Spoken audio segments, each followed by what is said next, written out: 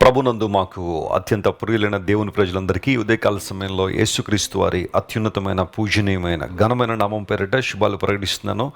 మీరంతా క్షేమంగా ఉన్నారు కదా? ప్రతిరోజు దేవుని వాక్యం ద్వారా మీరు బలపరచబడాలని, వాక్యము ద్వారా హెచ్చరింపబడాలని, సరిచేయబడాలని, దేవుని దగ్గరగా రావాలని మనస్ఫూర్తిగా మేము కోరుకుంటున్నాం. యాకోబు అనే దైవజనుడు అంటాడు, మీరు వినుటకు వేగిరపడాలి అన్నాడు. చాలాసార్లు మనం మాట్లాడడానికి వేగిరపడతాం, కానీ వినడానికి మాత్రం వేగిరపడడం లేదు. కోపించడానికి వేగిరపడతాం, కానీ బైబిల్ సెలవిస్తూ ఉంది, మీరు వినుటకు వేగిరపడండి, మాట్లాడడానికి కోపించడానికి నిదానించండి అని. ఇది ఒక గొప్ప జీవన సూత్రం. చాలామంది బైబిల్ని మత పుస్తకం అనుకుని పక్కన పడేస్తుంటారు, కానీ బైబిల్లో అసలైన జీవన సూత్రాలు రాయబడ్డాయి. ఒక మనిషి అద్భుతమైన జీవన విధానాన్ని కొనసాగించాలంటే ఏం చేయాలో బైబిల్లో చాలా స్పష్టంగా రాయబడ్డాయి. దేవుని వాక్యాన్ని అనుదినము క్రమం తప్పకుండా మనం చదివినప్పుడు వాక్యం ద్వారా ప్రయోజనాన్ని పొందుతాం, ఆశీర్వాదాన్ని పొందుతాం. ఈరోజు వాగ్దాన సందేశంగా మీ దగ్గర బైబిల్ ఉంటే తెరవండి. కీర్తన గ్రంథం 29వ కీర్తన 11వ వచనాన్ని చదువుకుందాం. Psalm 29 and verse 11. యెహోవా తన ప్రజలకు బలము అనుగ్రహించును, యెహోవా తన ప్రజలకు సమాధానము కలుగజేసి వారిని ఆశీర్వదించును. దేవుడు మనకిచ్చే ఆశీర్వాదాలేంటి? ఆయన దగ్గరికి రావడం ద్వారా మనకు కలిగే ప్రయోజనాలు ఏంటి? ప్రపంచంలో చాలామంది ఈరోజు ఈ ప్రశ్న అడుగుతున్నారు. యేసు ప్రభుని నమ్ముకుంటాం, ఆయన్ను అంగీకరిస్తాం, మాకు కలిగే ప్రయోజనం ఏంటని. యేసు ప్రభుని అంగీకరిస్తే ఒక కారు కొనుక్కుంటామండి? యేసు ప్రభుని అంగీకరిస్తే మా కోర్టు సమస్య ఏమన్నా పోతుందా? యేసు ప్రభుని అంగీకరిస్తే మా బిడ్డలకి వివాహాలు అవుతాయా, పిల్లలు పుడతారా, ఉద్యోగం వస్తుందా, ప్రమోషన్ వస్తుందా అని చాలామంది అడుగుతూ ఉంటారు. ఖచ్చితంగా దేవుడు మేలు చేసే దేవుడే, నీ జీవితంలో అద్భుతాలు చేయడానికి ఆయన ఎప్పుడు సామర్థ్యం కలిగిన వాడే. అవి జరగవు అని నేను అంటలేదు, కానీ వాటి కొరకు మాత్రమే నువ్వు దేవుని దగ్గరికి రావద్దు, వాటి కొరకు మాత్రమే యేసు ప్రభువుని అంగీకరించొద్దు. అలా కనుక అంగీకరిస్తే అందరికన్నా దౌర్భాగ్యం అన్నాడు పౌలు భక్తుడు, ఆ మాట వాడాడు. ఈ జీవితకాలం మట్టుకే మనం క్రీస్తునందు విశ్వసించు వారం అయితే, లేదా నిరీక్షించు వారం అయితే మనుషులందరికంటే దౌర్భాగ్యులు అన్నాడు. యేసు ప్రభువుని ఎందుకు అంగీకరించాలంటే ఆయన మనకు ఆత్మరక్షణ దయచేయవాడు, పాపక్షమాపణ ఇచ్చేవాడు. ఈ భూమి మీద మనిషి యొక్క పాపములు క్షమించడానికి ఆయనకు మాత్రమే అధికారం ఉంది. నీ పాపాలు క్షమించబడాలంటే, మనశ్శాంతి కావాలి అంటే, నిత్యరాజ్యం కావాలి అంటే, పరలోక రాజ్యం చేరుకోవాలంటే, ఈ జీవించే జీవితకాలం అంతా కూడా దేవునికి మహిమార్థమైన బ్రతకాలంటే క్రీస్తు ప్రభువుని అంగీకరించాలి. ఆ తదుపరి మనకున్న ప్రతి అవసరాన్ని దేవుడు తీరుస్తుంటాడు. 29వ కీర్తనలో మనం చదువుకున్న వాక్య భాగంలో దేవుడు మనకి ఇచ్చే 2 ప్రాముఖ్యమైన ఆశీర్వాదాలు. ఒకటి, ఆయన మనకు బలాన్ని ఇస్తారు. రెండవది, ఆయన మనకు సమాధానం ఇస్తారు. సమాధానము కలుగజేసి ఆశీర్వదిస్తారని బైబిల్లో ఉంది. అంటే నిజమైన ఆశీర్వాదం ఏంటి అంటే దేవుడి నుండి సమాధానం పొందుకోవడమే. దానికి ముందు దేవుడు మనకు బలాన్ని ఇస్తారని. ఏంటి ఈ బలం? ఎందుకోసం ఈ బలం? ఈ బలాన్ని ఎలా మనం ఉపయోగించాలి అంటే, ఇది కేవలం శారీరక సంబంధమైన బలం అయితే కాదు. శారీరక సంబంధమైన బలం రకరకాలుగా మనిషి సంపాదించుకోవచ్చేమో, కానీ ఆత్మబలాన్ని దేవుడు మనకిస్తాడు. యేసు ప్రభు వారి లోకంలో ఉన్న కాలంలో ఆయన ఆత్మబలాన్ని కలిగి ఉన్నారు, ఆత్మశక్తిని కలిగి ఉన్నారని బైబిల్లో రాయబడింది. Inner strength, inner power. పరిశుద్ధాత్మ దేవుడు మనకిచ్చే శక్తి ఎంత గొప్పది అంటే, మనందరం క్రీస్తు ప్రభు సాక్షులుగా జీవించడానికి ఆ శక్తి ఉపయోగపడుతుంది. మనుషులు చాలామంది తమకున్న భౌతిక బలాన్ని బట్టి గర్విస్తూ ఉంటారు, అతిశయిస్తూ ఉంటారు, అహంభావాన్ని కలిగి ఉంటారు. శారీరక దారుఢ్యాన్ని బట్టో, కుల బలాన్ని బట్టో, మత బలాన్ని బట్టో, ప్రాంతీయ బలాన్ని బట్టో, గుండె బలం, అండబలం అంటారు కదా, చాలా రకాల బలాలను బట్టి మనిషి గర్విస్తుంటాడు. కానీ దైవ బలము చాలా ప్రాముఖ్యమైంది. పౌలు భక్తుడు అంటాడు ఫిలిప్పీ సంఘానికి తన ఉత్తరం రాస్తూ, నన్ను బలపరుచు వాని యందు నేను సమస్తము చేయగలను అన్నాడు.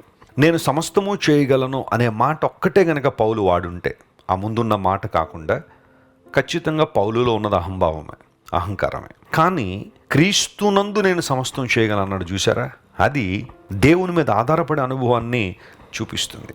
చాలామంది నా వల్ల సమస్తం అయిపోద్దండి, నేను సమస్తం చేసేయగలనండి, నాకున్న అధికారం అలాంటిది, నాకున్న బలం అలాంటిదని అనుకుంటారు. కానీ దేవుని మీద ఆధారపడినప్పుడు, ఆయన బలాన్ని కోరుకున్నప్పుడు అసాధారణ కార్యాలు మనం జరిగించగలుగుతాం. దేవుడు గొప్ప శక్తిని మనకి ఇస్తాడు. బైబిల్ గ్రంథంలో సంసోను దేవుని మీద ఆనుకున్న ప్రతిసారి విశిష్టమైన బలాన్ని ప్రదర్శించాడు, దేవుని గొప్పతనాన్ని నిరూపణ చేయగలిగాడు ప్రభువును ఆనుకున్న ప్రతిసారి. బైబిల్ మీరు ఎవరినైనా తీసుకోండి, దావీదుని మీరు తీసుకోండి, దేవుని మీద ఆధారపడినప్పుడు దావీదు తన స్తోమతకు స్థాయికి మించిన శత్రువును కూడా జయించగలిగాడు. ఈరోజు నీ జీవితంలో నిరాశ, నిస్పృహ, ఒంటరితనం, వేదన, బంధకాలు, రకరకాల ఎడిక్షన్స్ అన్నీ కూడా గొలియాతు వలె నీ ముందు నిలబడ్డాయా? నువ్వు నన్ను జయించలేవు అని సవాలు చేస్తున్నాయా? దావీదు వలె దేవుని మీద ఆనుకో. ఆయన ఇచ్చే బలాన్ని స్వీకరించు. ఆత్మబలం ద్వారా ఖచ్చితంగా నువ్వు శత్రువుని జయించవచ్చు. అంత మాత్రం కాకుండా దేవుడు నీకు సమాధానం ఇస్తాడని బైబిల్లో రాయబడింది. God gives peace. ఈ సమాధానం ఎలాంటిదంటే లోక జ్ఞానానికి మించిన సమాధానం, పరిపూర్ణమైన శాంతిని ప్రభు మనకు అనుగ్రహిస్తాడు. ఎవని మనస్సు నీ మీద ఆనుకునునో వానిని నీవు పూర్ణ శాంతి గలవనగా చేస్తావని బైబిల్ సెలవిచ్చింది. దేవుని మీద ఆనుకునే లక్షణం మనకుంటే, ఎందుకంటే ఆయన సమాధానకర్త అని లేఖనాలు ధృవీకరించాయి. చాలామంది తెలియక యేసు ప్రభు శాంతి దూత అనుకుంటారు. శాంతి దూత కదా ఆయన శాంతి దాత.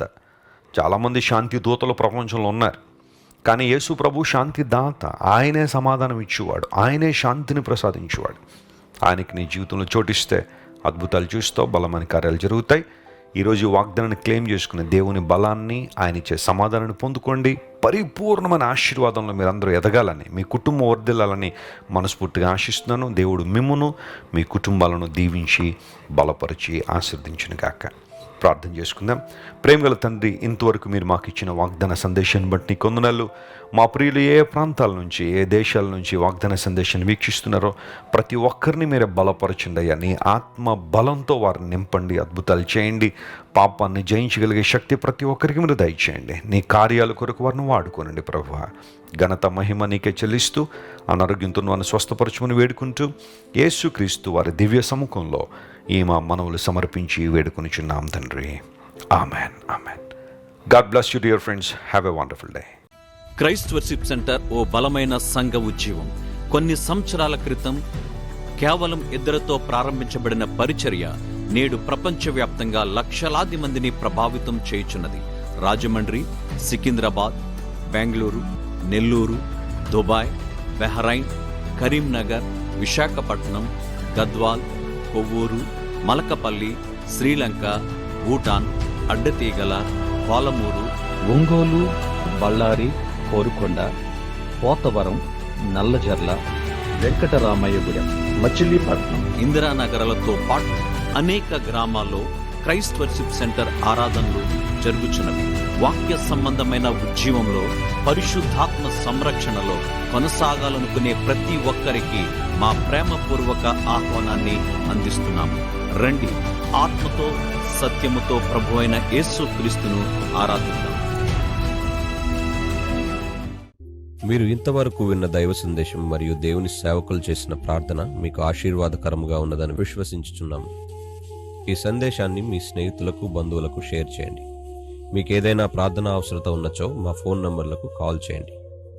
దేవుడు మిమ్మల్ని ప్రేరేపిస్తే విశ్వాసంతో సాగుచున్న ఈ పరిచర్యను ప్రోత్సహించండి. మరిన్ని వర్తమానాలు, పాటలు వినుటకు జాన్ వెస్లీ మినిస్ట్రీస్ అను మా యూట్యూబ్ ఛానల్ను సబ్స్క్రైబ్ చేసుకోనండి.